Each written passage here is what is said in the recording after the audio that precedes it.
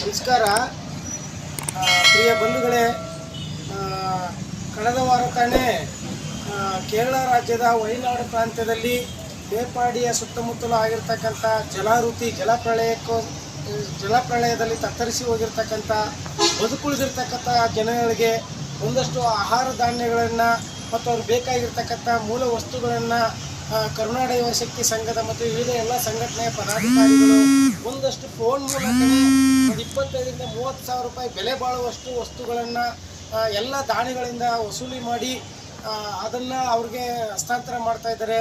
ಇವತ್ತು ಕರ್ನಾಟಕದ ಪತ್ರಕರ್ತರ ಗುಂಡ್ಲುಪೇಟೆ ಪತ್ರಕರ್ತರ ಸಂಘದವರು ಕೂಡ ಹಲವಾರು ಮಾಹಿತಿಗೆ ಎಲ್ಲ ವಸ್ತುಗಳನ್ನು ಕೂಡ ಸಂಗ್ರಹಿಸಿ ಇವತ್ತು ವಯನಾಡಿಗೆ ಕಳಿಸ್ತಾ ಇದ್ದಾರೆ. ನಿಜವಾಗ್ಲೂ ಕೂಡ ಭಾಳ ನೋವಾಗ್ತಕ್ಕಂಥ ವಿಚಾರ. ಸಾವು ನೋವುಗಳಿಂದ ತತ್ತರಿಸಿ ಹೋಗಿರ್ತಕ್ಕಂಥ ಸಾರ್ವಜನಿಕರಿಗೆ ನಾವು ಏನು ಹೇಳೋಕ್ಕೆ ಇಷ್ಟಪಡ್ತಾ ಇದ್ದೀವಿ ಅಂತ ಹೇಳಿದ್ರೆ, ನೀವೇನು ಹೆದರಬೇಡಿ. ಯಾಕೆಂತಂದರೆ ಪ್ರಕೃತಿಯ ವಿಕೋಪಕ್ಕೆ ಯಾರೂ ಏನು ಹೊಣೆಯಲ್ಲ.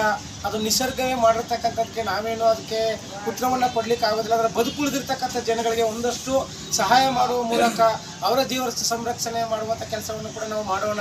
ಇನ್ನು ಇತರ ದಾನಿಗಳು ಕೂಡ ಹಲವಾರು ಉದ್ಯಮಿಗಳಿದ್ದೀರ, ನೀವೆಲ್ಲರೂ ಕೂಡ ಅವ್ರಿಗೆ ದಾನ ಧರ್ಮವನ್ನು ಮಾಡುವ ಮೂಲಕ ಆ ಬದುಕುಳಿದಿರ್ತಕ್ಕಂಥ ಜೀವಗಳನ್ನು ಕಾಪಾಡುವಂಥ ಕೆಲಸವನ್ನು ನಾವೆಲ್ಲರೂ ಮಾಡೋಣ. ಇವತ್ತು ವಯನಾಡಿಗೆ ಗುಂಡ್ಲುಪೇಟೆಯಿಂದ ಸುಮಾರು ಸಾಮಗ್ರಿಗಳನ್ನ ಇವತ್ತು ಸಾಗಾಣಿಕೆ ಮಾಡ್ತಾ ಇದ್ದಾರೆ. ಪತ್ರಕರ್ತರ ಸಂಘದವರು ಮತ್ತು ವಿವಿಧ ಕನ್ನಡ ಪರ ಸಂಘಟನೆಗಳವರು ಕೂಡ ಕೆಲಸ ಮಾಡಬೇಕು.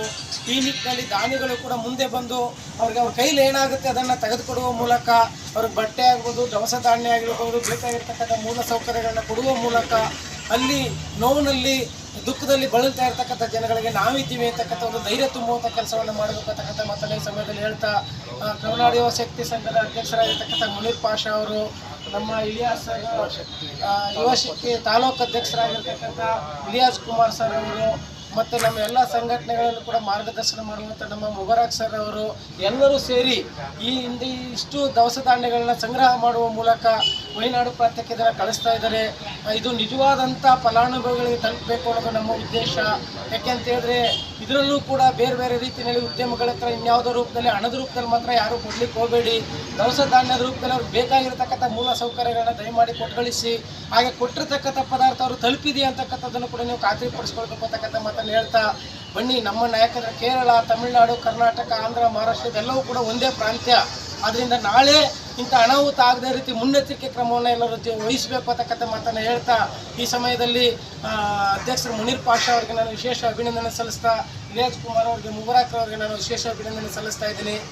ಉಳಿದಂಥ ದಾನಿಗಳು ಕೂಡ ನೀವು ಅವರಿಗೆ ಕೊಡುವಲಿಕ್ಕೆ ಮುಂದೆ ಬಂದರೆ ತುಂಬ ಒಳ್ಳೆಯದು ಅಂತಕ್ಕಂಥ ಮಾತನ್ನು ಹೇಳ್ತಾ, ಅಲ್ಲಿ ನೋವಿನಲ್ಲಿ ಸಾಯ್ತಾ ಇರ್ತಕ್ಕಂಥ ಬದುಕುಳಿದಿರ್ತಕ್ಕಂಥ ಜನಗಳಿಗೆ ನಾವೆಲ್ಲರೂ ಸಹಕಾರ ಮಾಡೋಣ, ಅವ್ರ ಜೊತೆ ನಾವಿರೋಣ ಅಂತಕ್ಕಂಥ ಮಾತನ್ನು ಈ ಸಮಯದಲ್ಲಿ ಹೇಳ್ತಾ ನನ್ನ ಮಾತು ಮುಗಿಸ್ತೀನಿ. ಧನ್ಯವಾದಗಳು.